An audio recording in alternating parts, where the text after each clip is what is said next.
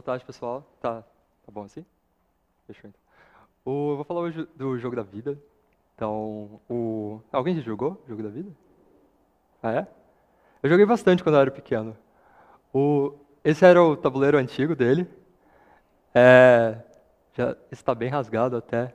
É um jogo bem simples. É bem o que a sociedade quer da gente. Você começa ali na saída, você tem dois caminhos. Você pode escolher o caminho dos negócios ou o caminho da faculdade. Aí aqui, dependendo da sua perspectiva, se você vier na faculdade, você pode dar sorte e cair no médico, ganhar um salário bom. Ou você pode dar sorte e cair na matemática, fazer o que você gosta. Aí, aí ao longo do tabuleiro, você vai ter vários dias de salário, dias de pagamento, que você vai receber um dinheirinho. Acho que, aí. Você vai ter que casar ali no ponto, você não pode passar sem casar. Você vai ter vários filhos ao longo do caminho. E ganha no final quem tem mais dinheiro. Ou quem for corajoso o suficiente para apostar todo o dinheiro e perder tudo, ou, ou ganhar. Se você ganhar, você vira esse cara de sucesso aqui, ó, tá vendo? Terninho, tudo. Esse é o tabuleiro moderno. Quando eu fui pesquisar, eu descobri que existia isso aqui, não era da minha época. Descobri também que eles abandonaram o dinheiro, eles trabalham agora com cartão de crédito. Então, não tem dado também, então você aperta o botãozinho ali, ele gira o valor que você vai andar de casas. Quando você tiver que pagar, receber, você coloca o cartão de um lado, o cartão do outro. E é bem assim. E aí você deve estar se perguntando, mas como é que você vai usar a matemática e tal para me ajudar aqui? Você vai ensinar o jeito de ficar milionário? Eu posso usar isso na minha vida? Então, não. A gente vai falar de um jogo com o mesmo nome, só que ele foi desenvolvido pelo John Conway. John Conway é um matemático inglês. Ele nasceu em Liverpool, que deu a mão para o Luciano. Então, se alguém quiser dar a mão para o Luciano, vocês ficam com distância 2. Teve formação em Cambridge. Atualmente ele é professor emérito em Princeton. Ele é encontrado várias vezes no corredor, sentado, todo abandonado lá. Ele é um pouco deprê. Ele tem várias contribuições, teorias de grupos finitos, teoria de nós, teoria dos números. Tem trabalhos no grupo monstruoso, o Monster Group. Uma das coisas que ele menos gosta de ser conhecido é pelo jogo da vida. E a gente vai falar disso hoje. O jogo da vida foi em cima de um problema que foi proposto pelo Neumann. Neumann era físico. Ele queria uma máquina hipotética que fosse capaz de se autorreplicar. Ele tinha várias ideias de colonizar planeta, mandar sonda para o espaço. E uma ideia importante nessas ambições dele era alguma coisa que fosse capaz de se autorreplicar. Ele foi bem sucedido, ele conseguiu fazer uma coisa que na teoria se autorreplicava. Eu fiz um rabisco bem grotesco, e vocês vão me desculpar. A gente começa assim, a gente tem um tabuleiro infinito. Você vai lá na loja, pega um tabuleiro infinito. Aí o Neumann pegou 29 peças diferentes. A gente vai representar assim. As peças deles eram setinhas, a gente vai ter assim porque era assim que eu sabia fazer. Então tem várias cores, tem várias formas tal. Só que o Conway olhou para isso, ele queria algo mais simples e que tivesse um comportamento tão complexo quanto. Então a gente vai fazer uma coisa bem mais simples. A gente vai trabalhar com uma pecinha só. Então onde não tem peça, essa peça preta, essas coisas brancas aqui, a gente vai chamar de célula morta. E onde tem pecinha preta, é uma célula viva. É isso que a gente faz.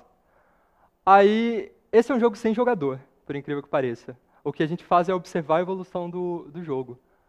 E a partir desse momento, a gente só vai assistir. A gente vai dar play, e essas células vivas vão interagir entre si. É isso. Eu vou explicar as regras agora, mas como todo bom jogo, a gente não vai entender nada nas regras. A gente só vai entender na hora que a gente for jogar mesmo. Então vamos lá, as regras. Tá, a primeira regra é a regra de isolamento. Se você estiver muito sozinho na vida, você morre. Se você tiver um vizinho só, você morre. Se você estiver sozinho, você morre também. Simples assim, entenderam? Tá. Aí a regra de nascimento. Você foca aqui nessa célula viva. Ó, nessa célula morta aqui, nesse quadradinho. Se você tiver exatamente 3 vizinhos, essa célula nasce no próximo instante. Elas se fundem. Tá bom? As outras morrem porque elas estão sozinhas, né? Olha só. Essa aqui só tem um vizinho, eu desenhei para morrer. Se tiver errado, tem problema. Essa aqui só tem um vizinho, essa aqui só tem nenhum. Então ela morre também. Viu? Tá consistente. Agora, a regra de sobrevivência. Então, se você tiver 3 vizinhos, você sobrevive no próximo. Então, uma célula viva com 3 vizinhos sobrevive no próximo. É a mesma coisa com 2. Se você estiver vivo, 2 bastam. Aí você sobrevive. Então, eu tenho 2 embaixo e 3 em cima. Eu fiz de um jeito que os outros também morram. Então, por isso que eles aparecem em volta. Então, vamos lá. Ó. Você está vivo. Se tiver 0 ou 1, morre. 2 ou 3, continua. Aí tem outra regra de morte, que é overcrowding. Basicamente é como se estivesse sem comida. Pensa se fosse num conjunto de células, tá faltando comida para alimentar todo mundo. O engraçado é que todo mundo morre, né? A célula do meio, ela morre porque ela tem 4 vizinhos. E as outras células só têm a do meio de vizinho, então elas morrem por isolamento. Que é irônico, né? Essa aqui ficou sem comida, mas todas as outras morreram também. Então é isso. 0, 1 morre, 2, 3 sobrevive, acima de 4 morre. Se a célula estiver morta, com 3 vizinhos ela nasce. É só isso. Então, o nome da nossa regra vai ser B3S23. Você nasce com 3 e sobrevive com 2, 3. Para resumir. Agora a gente vai jogar. Eu preciso de voluntários aqui no computador para eu conseguir jogar. Se 2 pessoas quiserem vir aqui para fazer. Senão eu vou escolher, hein?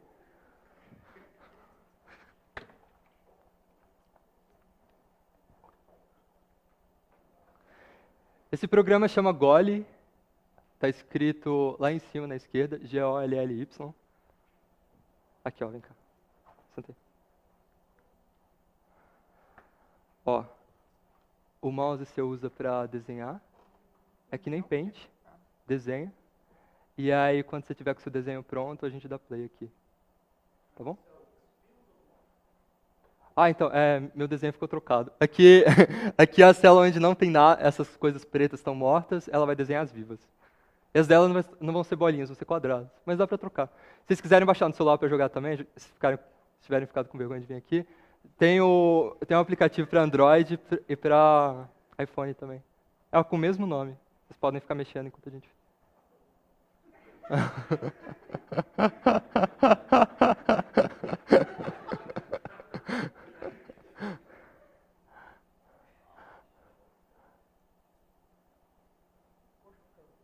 Eu também sairia daí, se fosse você. Show. Ó, a Amanda desenhou uma configuração inicial, ela agora vai dar play, lá em cima na esquerda. Calma. Bom, foi. Aqui essa está na velocidade máxima, é muito rápido que acontece. Quando ela deu play, aquelas regras que a gente tinha comentado, elas começaram a funcionar. E o conjunto dela, as coisas que ela fez... Você deu pause? Que ela fez, basicamente, estacionaram nesses objetos aí. Essas aqui são umas estruturas básicas que o Conway, mesmo quando desenvolveu o jogo, já conseguiu identificar. Ele fez o jogo em 1970, então não tinha computador, que nem a gente está fazendo aqui agora. Então, esses conjuntos todos, ele identificou na mão, junto com os pós-graduandos dele, os colaboradores. E... Deixa o Hugo desenhar um aí. Obrigado, Amanda. Palmas para ela, porque o desenho dela foi sensacional. Só um desenho é coisa obscena. Oi? Eu tenho que fazer isso.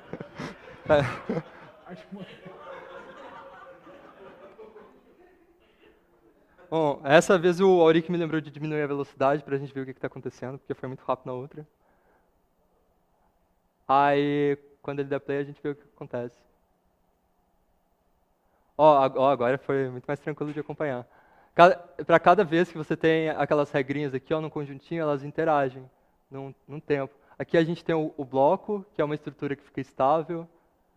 Aqui tem um glider, que é uma coisa periódica que fica virando e ficando em pé o tempo todo. Isso aqui é estável se nenhuma coisa interagir com ele. E a gente vai ver um pouco dessas estruturas elementares agora. Obrigado. Super seu desenho.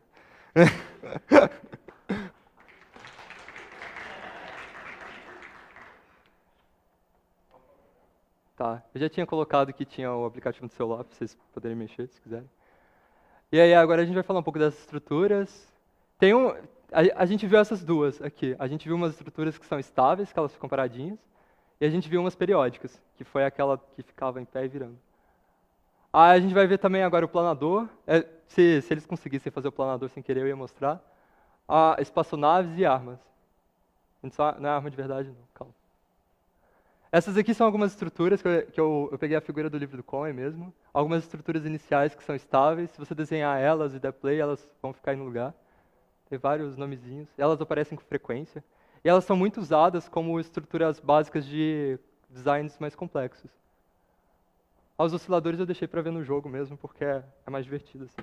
Eu vou abrir eles aqui. Aqui a gente tem os dois que eu falei. Esse aqui é o Toads, esse aqui é o Blinker. Eu vou colocar devagar. Eles têm período 2, então é bem tranquilo você identificar e acompanhar eles. Agora esse aqui, por exemplo, já é um oscilador também, mas ele não é tão fácil de acompanhar. Bom, está no meio daquele caos todo, você não vai conseguir identificar que isso aí tem um período 15, né? Ele chama Pentadecathlon. Ele vai aparecer mais pra frente, outros desenhos que a gente vai fazer.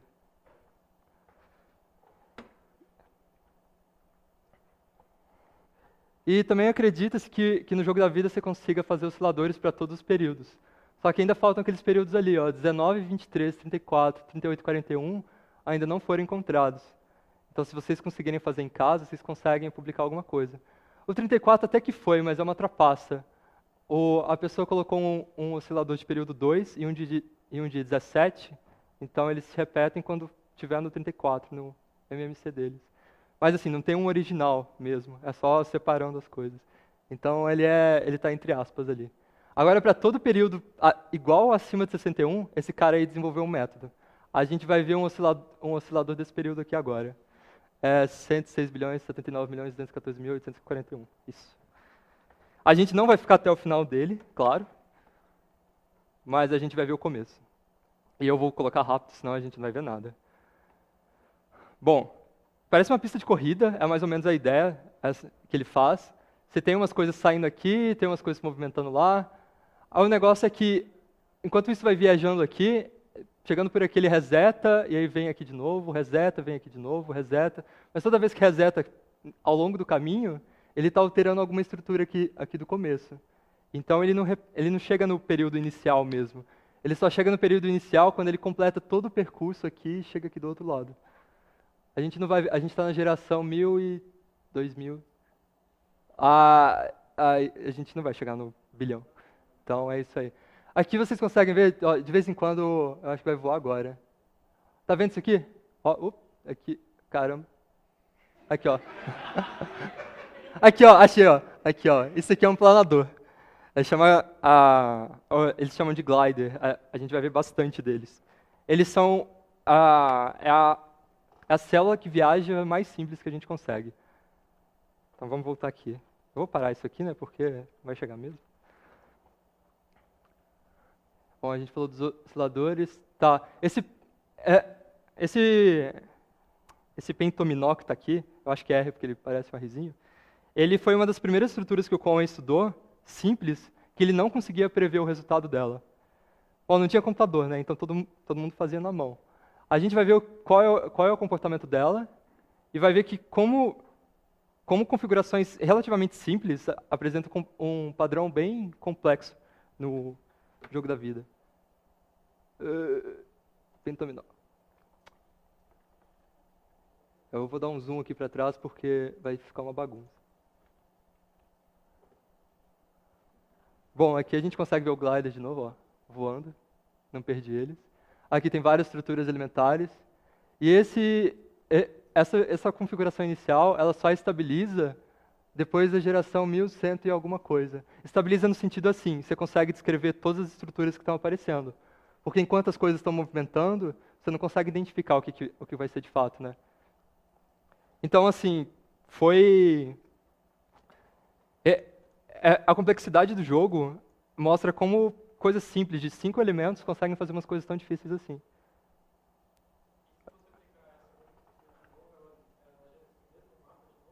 Gera, porque as mesmas regras. Isso. Tá, agora a gente vai falar de espaçonaves. Assim como o glider que sai viajando, a espaçonave é um padrão que está seguindo uma direção e ela se repete depois de um período. A espaçonave, assim como assim como as espaçonaves de hoje em dia, elas não conseguem passar da velocidade da luz do jogo. A velocidade da luz é um quadradinho por geração. Então a gente vai chamar essa velocidade de c. Espaçonaves que viajam ortogonalmente, elas têm velocidade máxima de c sobre 2. Então a velocidade mais rápida que você consegue é um quadradinho a cada 2 gerações. E na diagonal, o glider ele viaja c sobre 4. A gente pode ver isso, mas a cada 4 gerações ele viaja um na diagonal. Eu vou mostrar algumas espaçonaves. Eu desenhei 3 pra gente. Ó, tem o glider, que é essa aqui, que é a mais simples. Mas como a gente já viu, não sei se é tão útil. Ó, a gente está na geração 0, eu vou tentar parar na geração 4. Talvez eu não consiga, eu errei várias vezes. Tá. Vocês conseguiram ver que ele viajou 4 na diagonal? Eu vou fazer de novo, mas talvez eu erre. Ó, eu vou desenhar um negócio aqui pra gente ter um ponto de referência.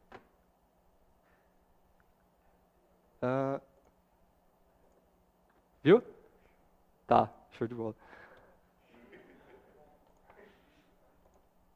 Esses aqui são 3 naves espaciais. Eles chamam de nave espacial leve, média e pesada. Elas vão viajar para cima e parecem uns peixinhos viajando. É assim, ó.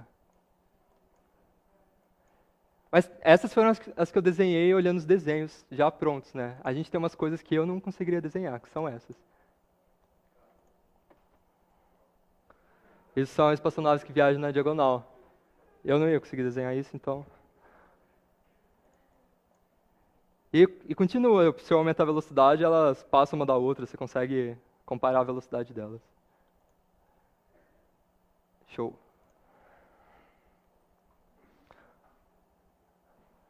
Tá, e quando o Conway divulgou o jogo da vida dele na revista, ele colocou uma conjectura valendo dinheiro. Valendo $50 para quem provasse até o final do ano se era verdadeiro ou falso, que nenhuma configuração inicial tem crescimento populacional ilimitado. Basicamente, a ideia era ou conseguir desenhar alguma coisa que a população estoura, ou provar que a população sempre estagna em algum período. Os $50 de 1970, eu descobri que tem um site que calcula a inflação para você, eles são os $320 de hoje em dia, dá um pouco mais de R$1.000. Então, você consegue ficar rico fazendo matemática. Você pode ganhar R$1.000 de pouquinho em pouquinho. Você pode resolver um problema do milênio e ganhar 1 milhão. Ou recusar, né? Ou 1 milhão. O russo que recusou... Ah, não, isso aqui? Ah, aqui, ó. E no mesmo ano ainda, era até o final do ano, o Bill Gosper do MIT, ele descobriu a primeira arma de planadores e levou os $50 do Conway. Uma bolada. A gente vai ver a arma aqui. A arma eu também consegui desenhar, então foi tranquilo. Oi? Essa foi uma solução àquela... Essa foi a primeira. Da conjectura? Isso. A conjectura estava errada. Tava. É que, como ele não tinha computador, ele ficou bem na desvantagem, né? Ele não conseguiu descobrir que as coisas pareciam ficar mais bagunçadas. Essa arma consiste de 2 bloquinhos aqui, que eles ficam aqui para controlar a arma. E essas 2 coisas vão ficar viajando de um lado para o outro e vão atirar. Vocês vão ver o que elas vão atirar. Tá, ó, isso são elas devagarzinho, eu vou aumentar a velocidade. Isso foi no mesmo ano que ele divulgou. Essa é uma arma de planadores, né, a Glider Gun. Mas desde então tem outros designs que estouram a população. Por exemplo, essa aqui, que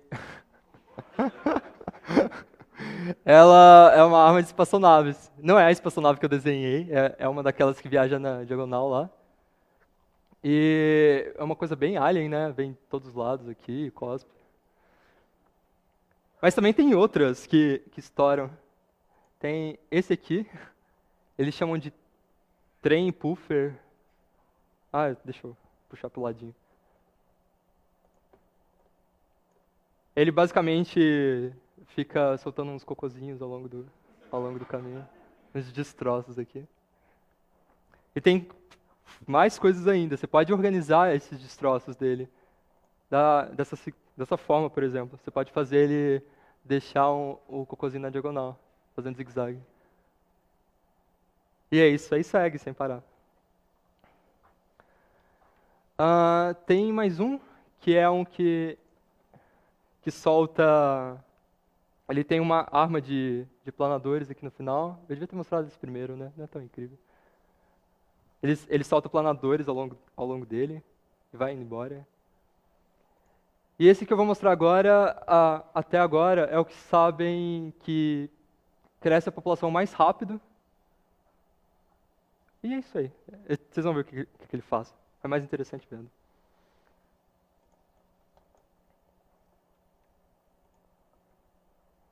Ele é chamado de Space Filler, porque ele preenche o espaço todo. Até hoje, nas referências que eu achei, era o que preenchia mais rápido.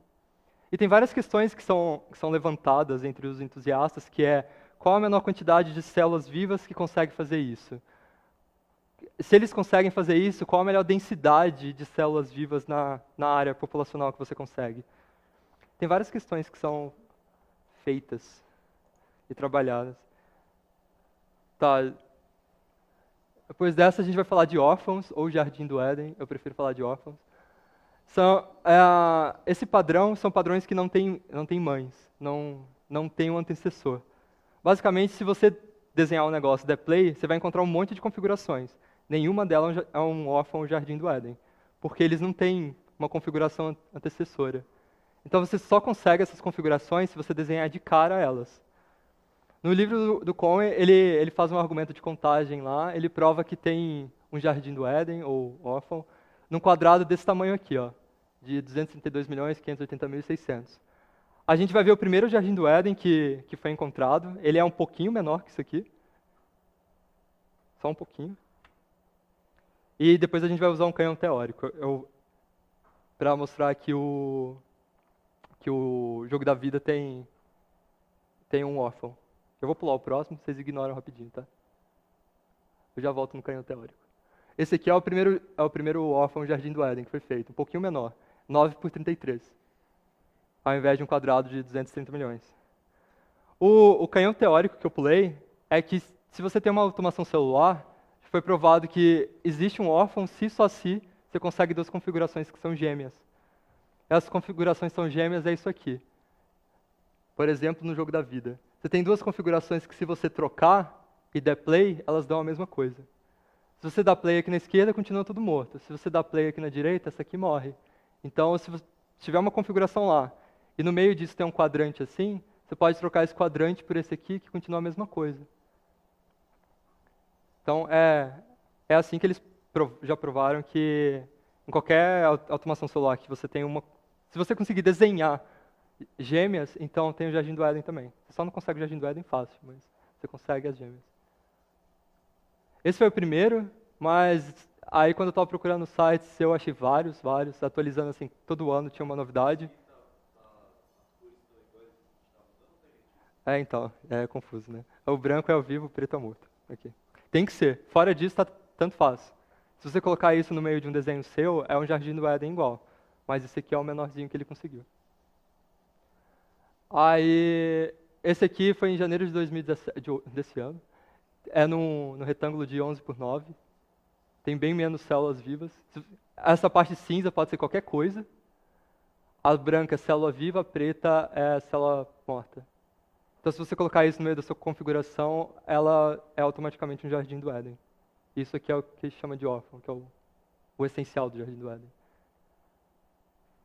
Então, se vocês conseguirem achar uma menor que aquelas, vocês podem publicar resultados que vocês conseguem. É uma configuração sem antecessor. Mas sei lá, uma bolinha só, por exemplo, não é o... Não, porque dá para chegar nela. Eu cheguei várias vezes na hora das regras. Agora vamos falar de aplicações. Você olha, é um jogo, um tabuleiro infinito e tal, você pensa, pô, não tem aplicação isso na vida real, né? Mas tem. A gente define aqui rapidinho. Só uma máquina de Turing, com um ator aqui no meio. É mais ou menos o modelo abstrato de um computador. A gente vai carregar essa ideia. E o negócio é que o jogo da vida consegue simular um computador. a gente consegue construir um computador em cima do jogo da vida e também computar qualquer coisa que seja computável. Então, se você consegue chegar numa solução de problema pelo computador, você consegue chegar no jogo da vida também. A gente... Eu vou explicar mais ou menos como usa isso aqui. A ideia da construção é construir a lógica no jogo da vida como você faz a lógica no computador. Então, você tem os dígitos binários lá, 1 e 0. Você vai usar eles como se fossem gliders, os planadores voando nessa direção. E fazendo eles a intervalos regulares, aonde não tem glider vai ser um 0. Eu vou dar um exemplo. Se a gente fosse construir uma porta para fazer a negação disso, a gente queria que entra 1011101 e sai 010010. Então a gente queria que saísse o contrário disso aqui. Na hora que a gente mandar esse feixe de gliders, a gente quer que saia o contrário dele. Um jeito de fazer ele é colocar uma arminha de planadores que na hora que eles colidirem aqui, os planadores desapareçam. Então, quando você coloca aqui 1, o planador colide e sai 0. Se você deixar 0, ele não colide e o daqui de baixo desce. Aí sai 1. Você consegue construir lógica em cima do jogo da vida. Dá para construir os computadores também, mas a gente não vai fazer isso hoje. Mas o que mais a gente pode fazer? A gente pode calcular primos usando o primer, que é uma estrutura já feita para isso. Eu vou explicar rapidinho como ela funciona e a gente vê no programa. O primer vai usar um algoritmo para eliminar múltiplos. Então, tudo que a gente vai ver saindo da máquina é primo. E se sair da máquina nessa geração aqui, 120n mais 100, quer dizer que o n é primo. A gente vai fazer isso para ver se 2017 é primo ou não. A não ser que vocês queiram fazer na cabeça. Vocês conseguem fazer na cabeça se 2017 é primo? Acho que não. Então tá. Então a gente vai fazer isso.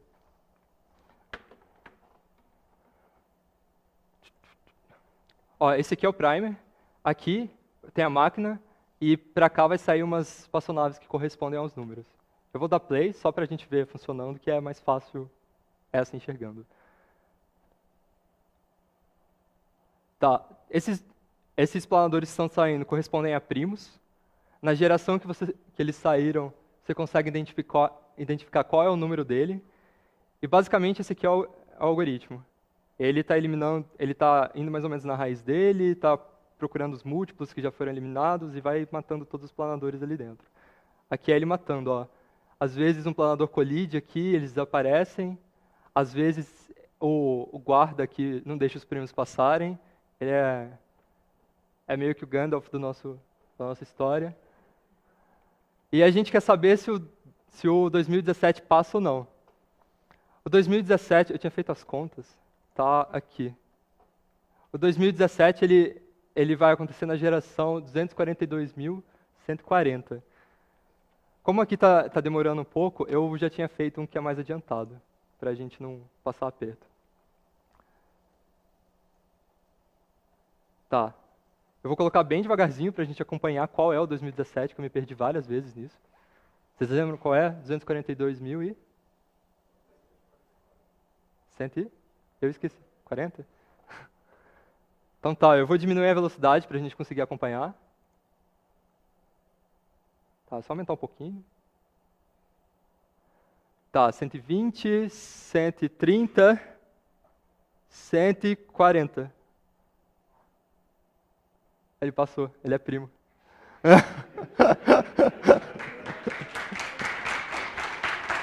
Tudo bom.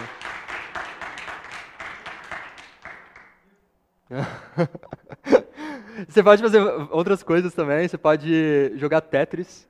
Na comunidade do Stack Exchange tem várias comunidades diferentes, a gente deve visitar mais a da matemática, né? Mas tem a comunidade de programação em jogos, que um cara lançou o desafio para montarem um Tetris em cima. Tomara que a internet funcione aqui.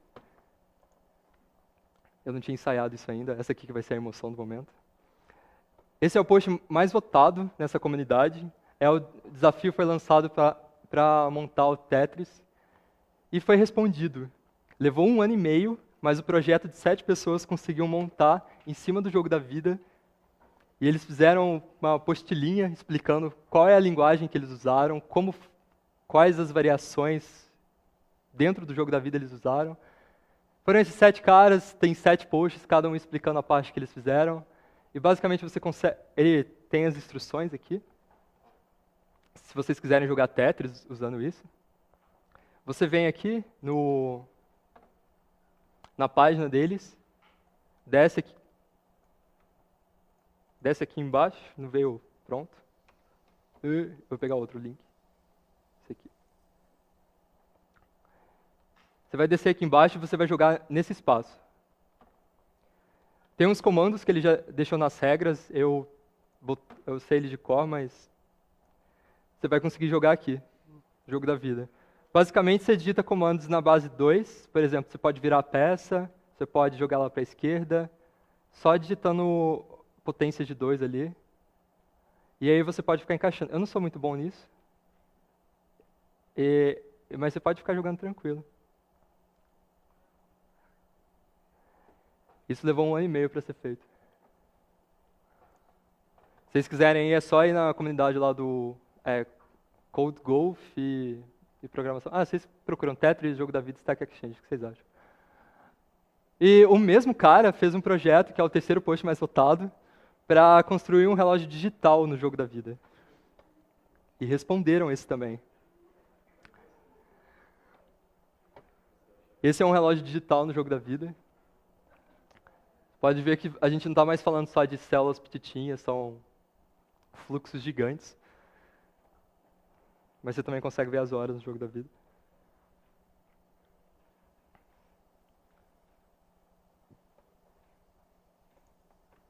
Sei que era aquilo. Tá, tem várias variações do Jogo da Vida. Você pode trocar um pouco as regras, você pode colocar para nascer com 2 ou 3, sobreviver com 3 a 6. Tem tabelas explicando qual é o tipo de comportamento. Esse aqui apresenta um comportamento bem caótico, você não consegue prever o que é. Esse aqui tem um comportamento mais estável. Você chega em estruturas básicas que a gente já conhece, que a gente viu, osciladores e tal.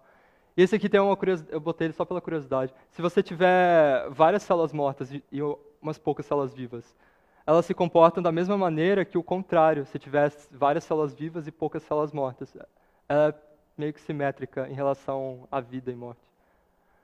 Você pode fazer o jogo da vida unidimensional. Aquela ali é a regra. Olha lá, ó. Vamos com calma aqui, só a primeira vez. Aqui é a nossa célula e aqui são os 2 vizinhos. Se tiver 2 vizinhos, ela morre. Aqui tem um vizinho pela esquerda, morre. 2 vizinhos, morre. Um vizinho pela esquerda, e se estiver morta, ela fica viva. É basicamente isso. A gente chama de regra 30 porque isso aqui tá meio que em binário. Você pega tipo 2, mais 4, mais 8, mais 16. E aí aqui no instante 0, a gente começou com uma célula só. Aqui. Aí esse aqui é o instante 1, 2, 3, 4, 5, 6, 7, 8, vai descendo. Aí a gente representa dessa forma. O Wolfram, inclusive, usava uma dessas regras para gerar números inteiros aleatórios. Ele pegava uma coluna aqui, que tinha um comportamento bem imprevisível. Tem umas regras parecidas que dão as coisas que a gente já conhece e acha interessante. Isso variando só a dimensão. Tem como variar o formato, ao invés de falar de quadrados, a gente pode trabalhar com pentágonos ou hexágonos. Isso aqui são imagens de planadores. Tem o período deles ali. A gente pode trocar a superfície. Tem o GIF no Wikipedia, se vocês quiserem ver ele mexendo. Essas são as referências que eu usei. Esse é o livro do Conway. É o volume 4, tá? Eu demorei para achar porque eu não sabia que tinham 4 volumes. Tem vários sites, tem um wiki gigante sobre isso, tem uma base de dados, e tem uma última coisa que eu quero mostrar para vocês. Que é esse aqui.